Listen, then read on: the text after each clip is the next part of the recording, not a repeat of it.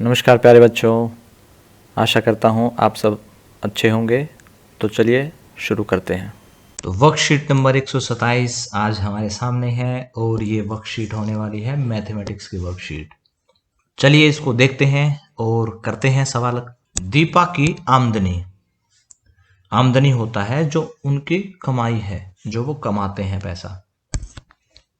दीपा एक दिहाड़ी मजदूर है, यानी उसे महीने भर का वेतन नहीं मिलता, उसे दिनों के हिसाब से मजदूरी मिलती है। उसे एक दिन के 494 रुपए मिलते हैं।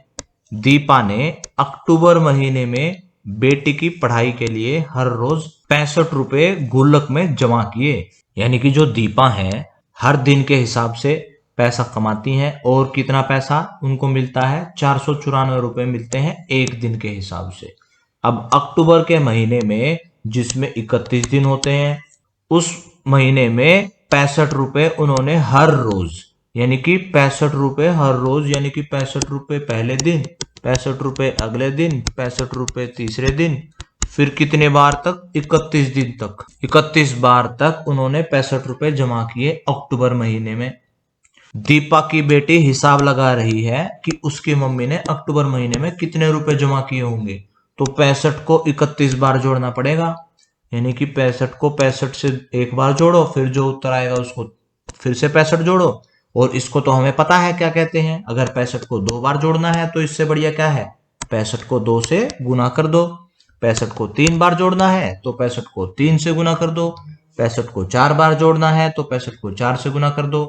अब हमें कितनी बार जोड़ना है, 31 बार जोड़ना है। तो 65 को 31 से गुना कर देंगे हम, 65 गुना 31। उसका हिसाब लगाने का तरीका दीपा के तरीके से अलग है। सामने डिब्बे में उसका तरीका दिया गया है, यानी कि ये जो डिब्बे में तरीका दिया है ये दीपा की बेटी का तरीका है। उसको पूरा करके लिखना है और पता लगाना है कि दीपा कुल कितने रुपए जमा कर लेगी 31 दिन में। और साथ ही साथ ये भी बताना है गुल्लक में 65 रुपए डालने के बाद दीपा के पास एक दिन के कितने रुपए बचते हैं। एक दिन में 494 रुपए मिले और उसमें से 65 रुपए घटा देने हैं, तो जो बच गया है वो बच गया। अब इसको देखते हैं हम, यहां से एक हासिल ले लेंगे, यहाँ 8 बच जाएगा, यहाँ एक के बजाय 10 जाएंगे क्योंकि ये 2.5 स्थान पर है। तो एक इसके 10 के बराबर है, तो इसका एक इसके 10 के बराबर होके टोटल कितना हो गया, 14 हो जाएगा। कुल 14 में से 5 गया तो 9 बच जाएगा। और यहाँ फिर कितना बच जाएगा, 8 में से 6 गया 2 और ये बच गया 4। 429 रुपए अभी भी बचे हुए हैं, तो रोज 429 रुपए बचे होंगे। तो चलिए इस सवाल को पूरा करते हैं पहले। तो यहां पर हमें 65 को 31 से गुना करना है, यानी कि 65 को 31 बार जोड़ना है। तो क्यों ना पहले 65 को एक बार जोड़ लें, फिर 65 को 30 बार जोड़ लें। तो कुल मिला के हम 31 बार जोड़ लेंगे। कब, कि जब जो 65 को एक बार जोड़ने के बाद उत्तर आ रहा है और 65 को जो 30 बार जोड़ने के बाद उत्तर आ रहा है, उन दोनों उत्तरों को भी हम जोड़ देंगे। तो हम कुल मिला के 31 बार जोड़ लेंगे। तो चलिए करते हैं। 65 को एक बार जोड़ना है तो 65 को 1 से गुना करना पड़ेगा, यानी कि ये जो 65 है इसको पहले 1 से गुना करना पड़ेगा। चलिए गुना करते हैं। 1 को 5 से गुना किया 5 और 1 को 6 से गुना किया तो आ गया हमारे पास 6। चलो फिर अब किसको, 65 को किससे गुना करना है, 30 से गुना करना है। लेकिन यहाँ तो हम 3 देख रहे हैं, तो 30 से गुना करने का मतलब क्या है, 65 को पहले 3 से गुना करते हैं, फिर एक जीरो फालतू लगा देंगे हम पहले। तो हम पहले जीरो ही लगा लेते हैं। क्यों जीरो लगानी है, देखो जब हम ऐसे नंबर लिखते हैं 25, तो ये क्या मतलब होता है इसका, 20 और 5 25 है, यानी कि ये जो 2 है ये असल में 2 नहीं है, ये क्या है 20।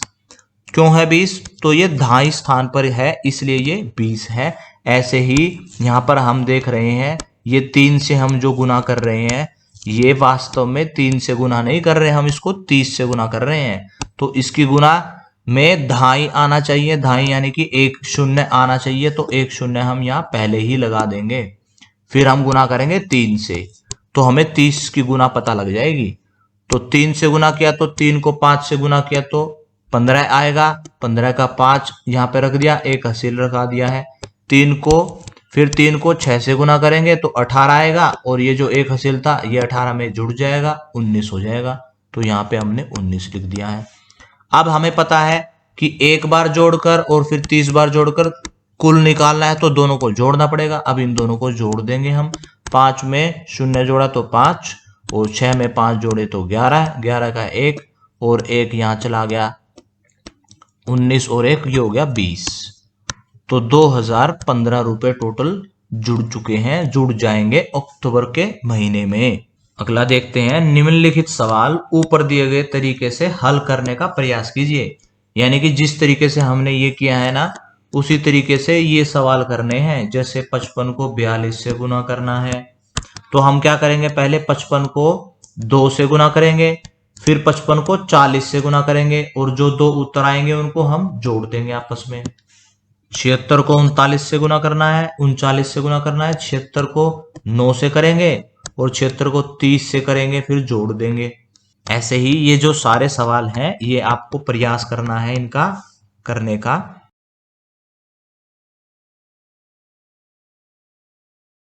अगला देखते हैं, दीपा अंदाजा लगा रही थी कि यदि वह और उसका पति दोनों मिलकर नवंबर के महीने में कितने दिन होते हैं, 30। नवंबर के महीने में हर दिन 400 रुपए बचा लेते हैं, तो हर दिन 400 रुपए बचाए हैं तो 30 दिन में कुल कितने पैसे बचा लेंगे। अब हर दिन में, एक दिन में 400, तो अगले दिन में फिर से 400, अगले दिन में फिर से 400, यानी कि 4 और 4 8 और 4 12, तो 4 के पहाड़े के हिसाब से चल रहे हैं हम। तो इसका मतलब ये शून्य तो हम बाद में भी लगा सकते हैं। तो यहां अगर हमने देखा जाए, हम हिसाब लगाए 12,000, तो उसने बिना कॉपी पर हिसाब लगाए बता दिया। चलिए देखते हैं। अब देखो 400 रुपए एक दिन के बच रहे थे, एक दिन के 400 रुपए बचने का मतलब और 30 दिन तक बचाना है, तो 400 को 30 से गुना करना पड़ेगा, यानी कि 400 को 30 बार जोड़ना पड़ेगा। तो 400 को 30 से गुना करना तो बहुत आसान है। यहाँ पर हम शून्य देखते हैं कितने हैं, 1 2 और 3 शून्य, तो 3 शून्य तो हम पहले ही लगा देंगे, और बच गया हमारे पास 4 और 3, इनकी गुणा कर देंगे हम, 4 और 3 की गुणा कर देंगे 12, और 12 को लगा देंगे यहाँ पर, तो कुल आ गया हमारे पास 12,000। ये कैसे काम कर रहा है, ऐसे देखो इसको। 5 को अगर 2 से गुना करते हैं तो उत्तर आता है हमारा 10, लेकिन अगर हम 50 को 2 से गुना करते हैं तो उत्तर आता है हमारा 100। तो ये 10 तो आया ही है, ये 10 आया ही इसलिए है कि हम 50 के बजाय पहले 5 को 2 से गुना करते हैं, फिर शून्य यहाँ पे लगा देते हैं दहाई तक पहुंचाने के लिए इसको।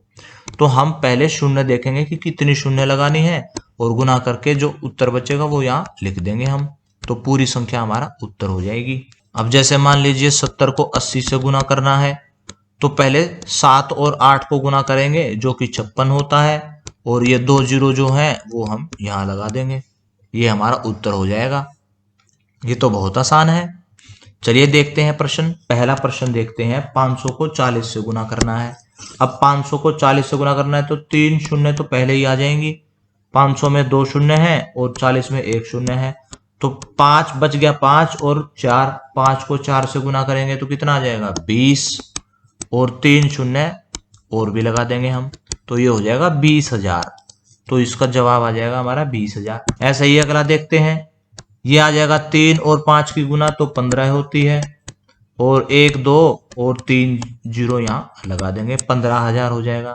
7 और 8 की गुना 56 होती है, और 3 जीरो यहाँ लगा देंगे, 56,000। ऐसे ही आपको सबका हिसाब लगाना है, सबका अंदाजा लगाना है। आज की क्लास यहीं ख़त्म होती है। अगर आपके कुछ डाउट्स अभी भी बाकी हैं तो आप कमेंट सेक्शन में पूछ सकते हैं। कल फिर मिलेंगे, कुछ नया सीखेंगे। तब तक के लिए धन्यवाद। जय हिंद।